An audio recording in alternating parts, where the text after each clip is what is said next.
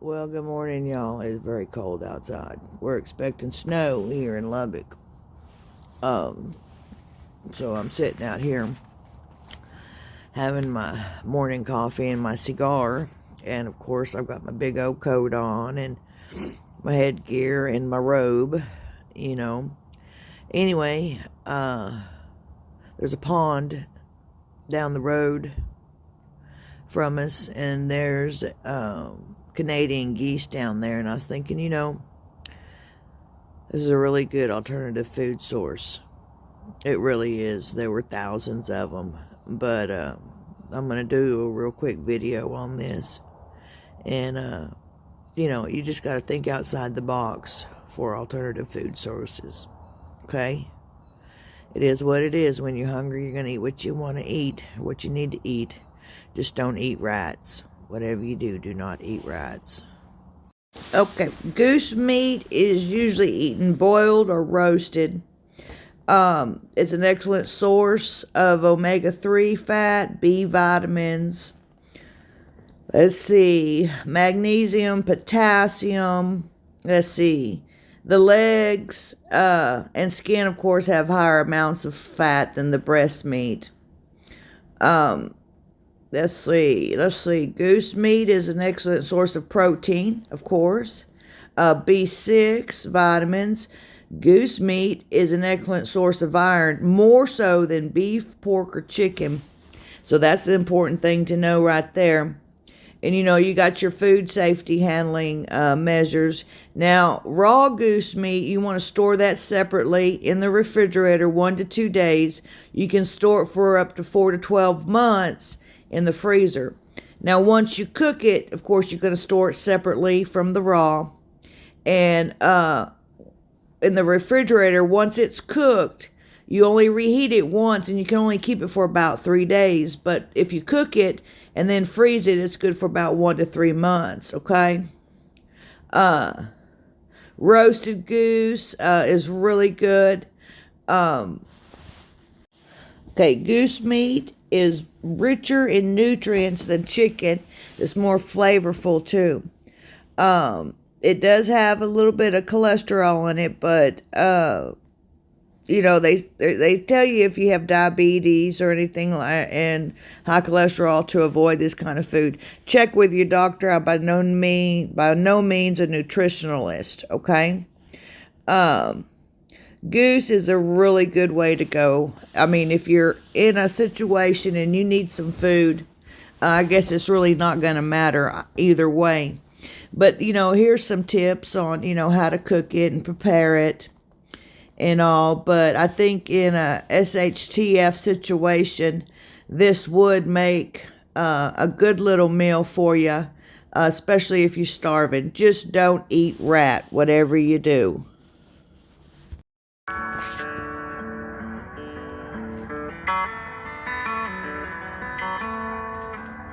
I guess my favorite way to cook them is I'll slow cook them in a crock pot would work. I usually do use it in the oven. Cook them all day, and then I'll make pulled goose barbecue out of it. A little bit of vinegar in there for barbecue. If you get a young bird, I've certainly thin sliced them and just pan fried them like steaks. I've made chili out of chunked up goose steak. I've made like a beef stew, Irish stew out of it. Pretty much anywhere you use beef, you can use goose. The only thing I would warn you about is if you get an old bird and you chunk it up in stew or in a stir fry or something, you're gonna know it because they're tough to eat. I mean, they're so tough. What I typically do is pluck up the middle of the breast. You want some place to deposit the feathers. They stick to everything. And what I'm feeling for is there's a keel of bone right down the middle of the chest. I'm trying to find that. And you notice, as I pull away the contour feathers, you see how downy they are. And this bird is in September. I mean, it ain't even cold yet, and this bird was this feathered. They are super well insulated. And that's a problem when you're hunting early in the season because they hold their body heat in really well. If it's a hot September day, you want to get these dressed pretty quick. A lot of times you could even pluck out the breast a little bit if you're in the field if it's super hot. I've known guys who have will actually not only pluck the breast but actually draw the intestines out of the bird in the field so that they cool faster. I typically don't, but I don't typically hunt well into the afternoon either. You can really see that keel. This is actually easier. This bird has been frozen intact just for this demonstration.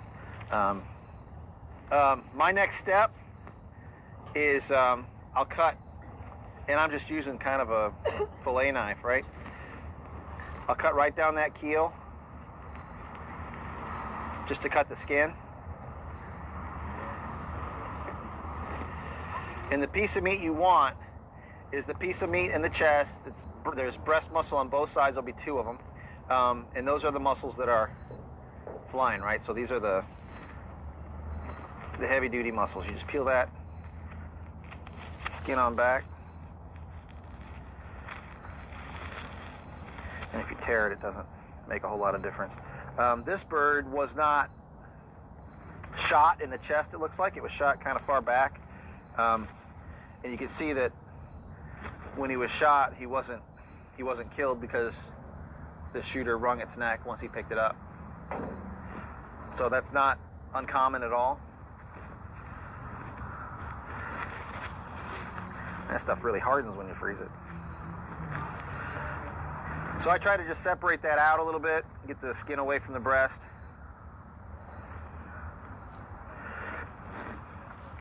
And then I'll take my knife and I'll just slide it right along that keeled bone of the breast, just down till it hits more bone. I'm gonna turn it, cutting right along, just staying alongside that breastbone.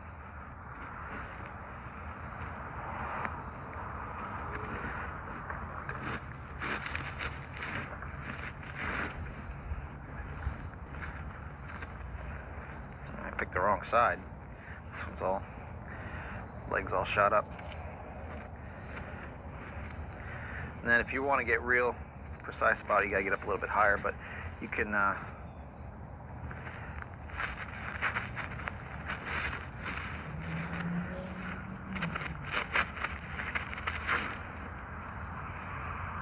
it's still attached.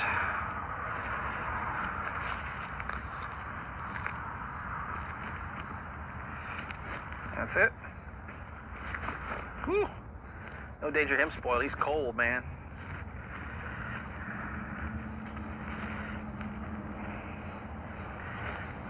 On a fresh bird, that connective tissue between the muscle and the skin isn't typically that tough to get through. There's basically 2 muscles on each side. There's the main breast muscle and then the tenderloin. It's just like on a chicken breast.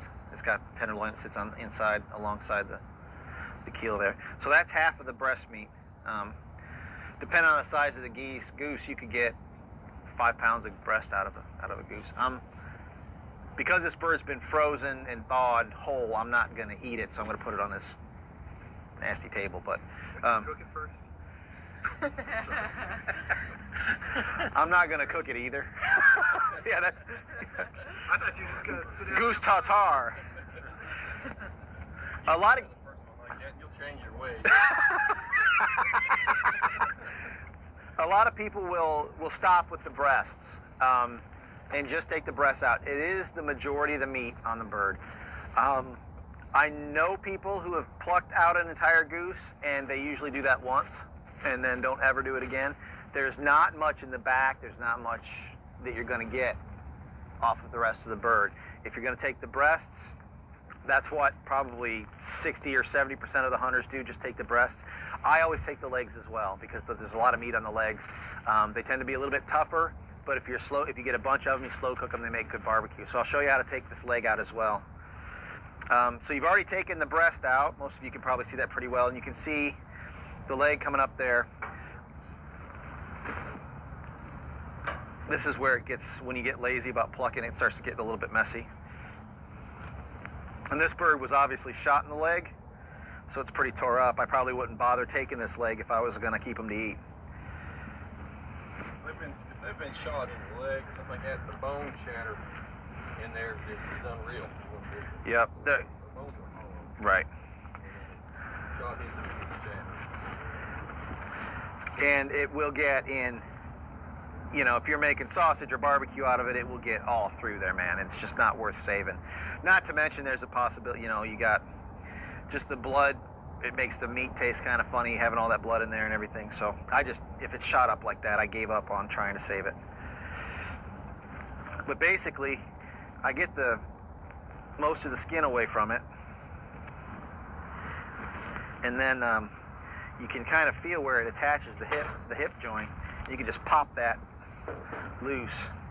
Cut up that thigh, cut down the thigh, and then that joint just pops out.